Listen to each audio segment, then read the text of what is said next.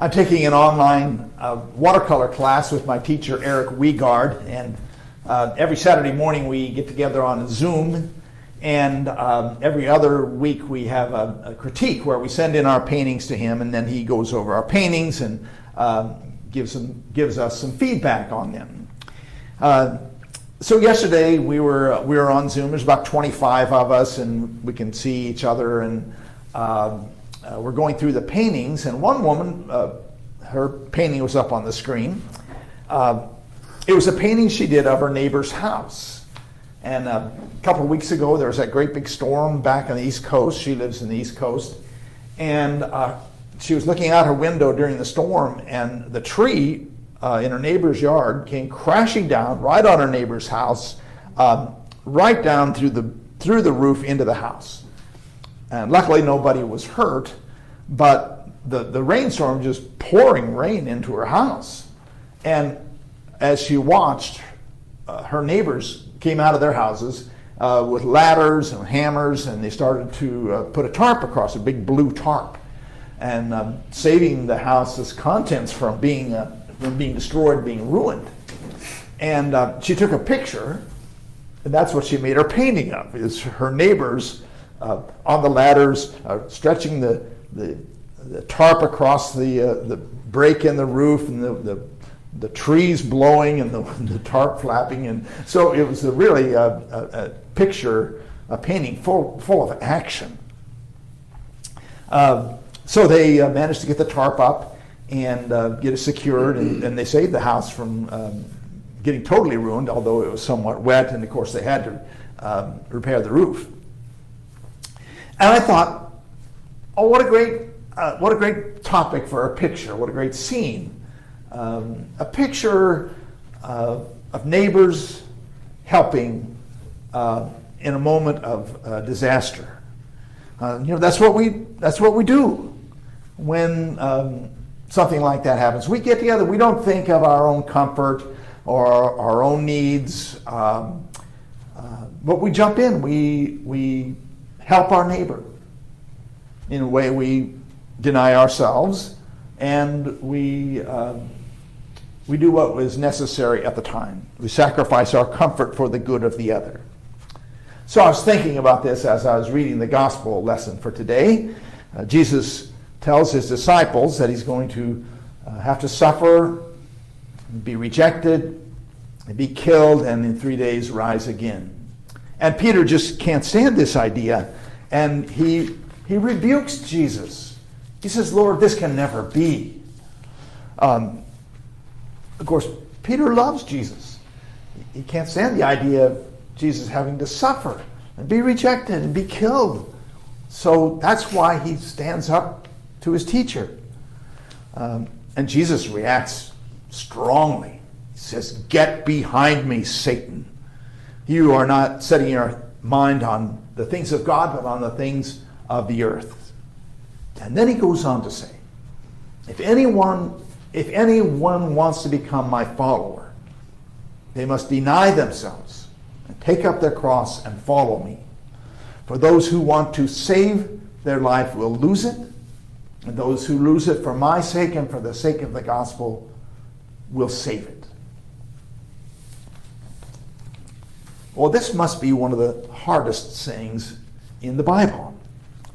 If we want to become Jesus' followers, we must deny ourselves and take up our cross and follow him. That sounds really difficult. I would rather think about the passage in the 10th chapter of John, where Jesus says, "I am the good shepherd. I came to bring them life and to bring abundant life."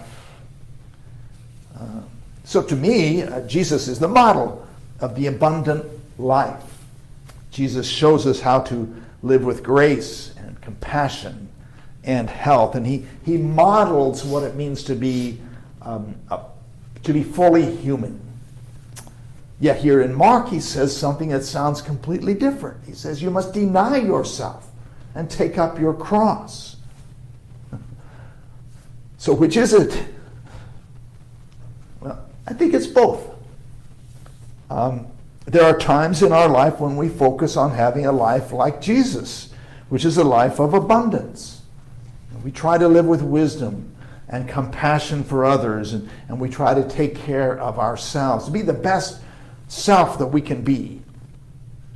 But there are also times when we are called to self-denial and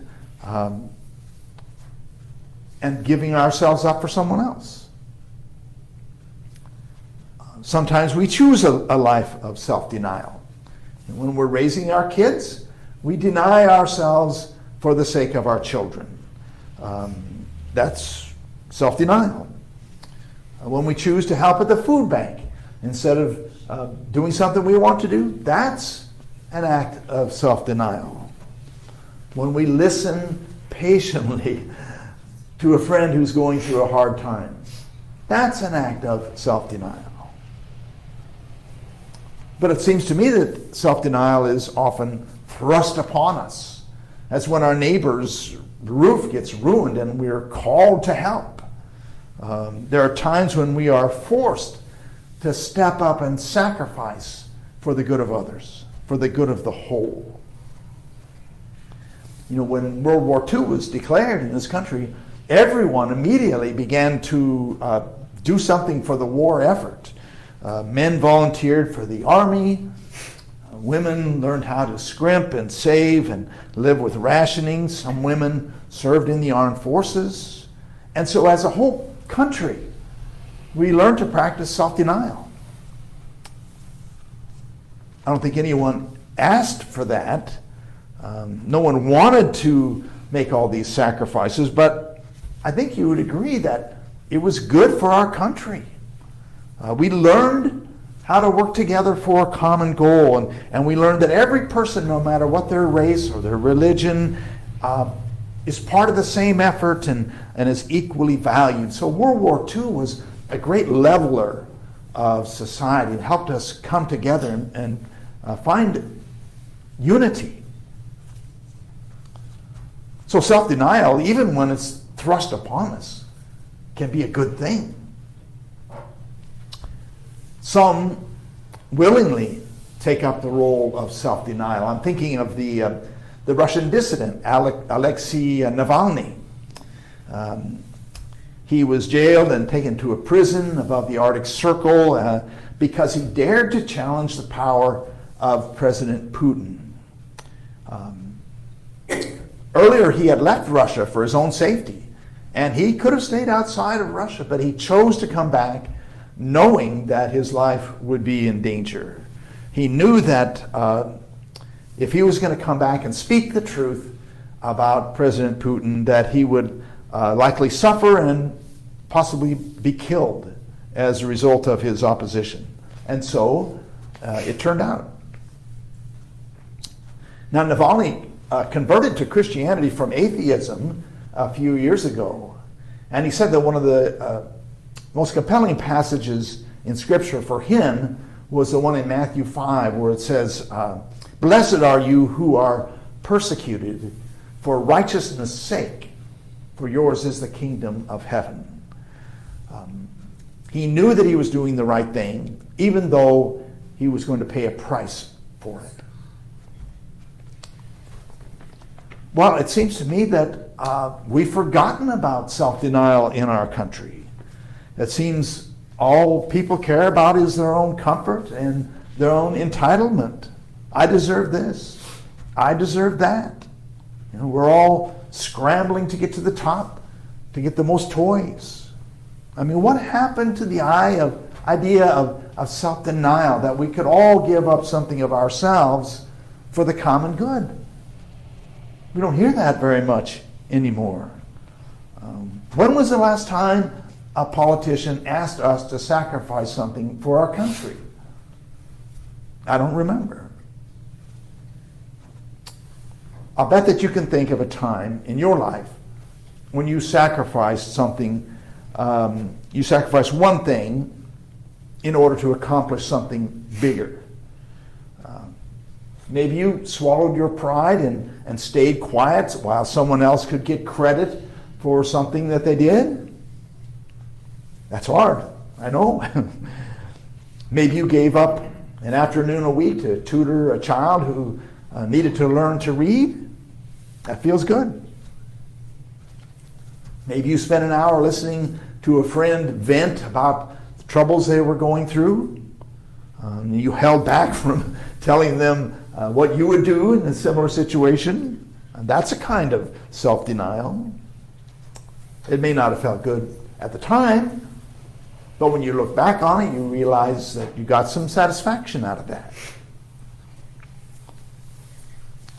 Now, I don't mean that we are supposed to constantly sacrifice ourselves and deny ourselves. I don't think that we are called to be doormats. We're not. Jesus is not calling us to have people walk all over us. That's not healthy. But self-denial, self-sacrifice in the right way, that's part of being a healthy, whole human being.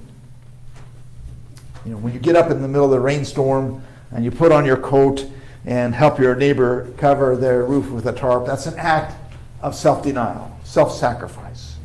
But the next day, next week, feels good. Jesus said, "If any would become my followers, let them deny themselves and take up their cross and follow me. For those who want to save their life will lose it, and those who lose their life for my sake and the sake of the gospel will save it."